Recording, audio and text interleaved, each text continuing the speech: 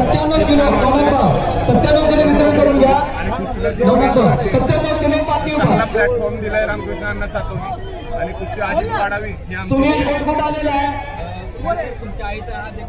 रोहन पवार पुढे चला. 100% आईचं स्वप्न मच्छिंद्र होतं, महाराष्ट्रातल्या जाधव, जनतेचं स्वप्न होतं. अमित एवढं मला जाधव देता आलं. युवा उद्योजक यांच्या हस्ते 97 किलो माती विभाग बक्षीस वितरण सोहळा पार करू पडतो. शकत नाही. आणि इंजुरी बद्दल बाळासाहेब तरंगे पुणे जिल्हा छान वाटतंय. दोघे पण मित्र आहेत. महेंद्र गायकवाड पण माझा मित्र आहे आणि काश्य पदकाचा मानकरी आहे बाळासाहेब तरंगे पुणे जिल्हा. स्वर्ण पदक सगळे मला एकच मानकरी आहे सुनील कोटकोट सांगली आणि स्वर्ण पदकाचा मानकरी आहे रोहन पवार सोलापूर शहर. 97 किलो माती विभाग. द्वितीय क्रमांकासाठी स्प्लेंडर गाडीचं स्पॉन्सरशिप लावलंय आदरणीय शिवदास कदम उभाळे. प्रायोजकत्वाचे आभार. आदरणीय मच्छिंद्रभाऊ साधव पाटील विजेत्यांना सन्मानित करण्यासाठी कृपया आपण उपस्थित राहा.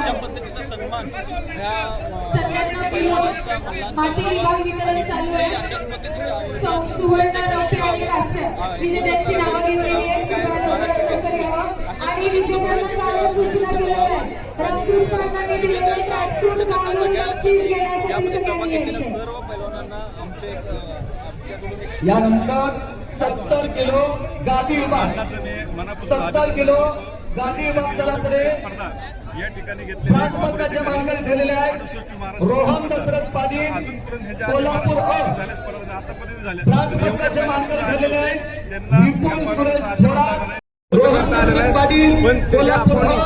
मी दुसरा लाल ब्रांज पदकाचा मातीसाठी जेवढं मला प्रयत्न मानकरी देता विपुल येईल, सुरेश जेवढं मला थोरात पुणे जिल्हा. स्पॉन्सरशिप करता येईल, काय करता तेवढं 100% मी करेन. दुसरा ब्रांज पदकाचा मानकरी. बाकी तू महाराष्ट्र केसरी स्पर्धा बघत होती का?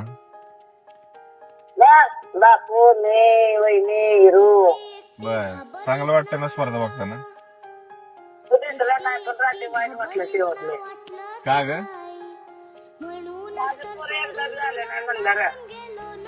वर्ग झाला नाही महाराष्ट्र केसरी, पण आपण महाराष्ट्र केसरी स्पर्धा बरोबर होती, एवढं काय टेन्शन नाही दिलं.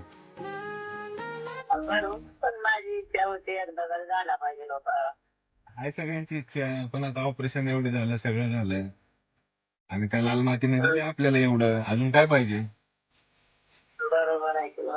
अजून काय पाहिजे तू सांग. कुठलं आपलं गाव तिकडं 150 किलोमीटर, कुठं पुणे, कुठं मुंबई, कुठं दिल्ली. मात्र वाटलं आपल्या पुरता विचार बरा नाही. मी आहे शूर, माझी आई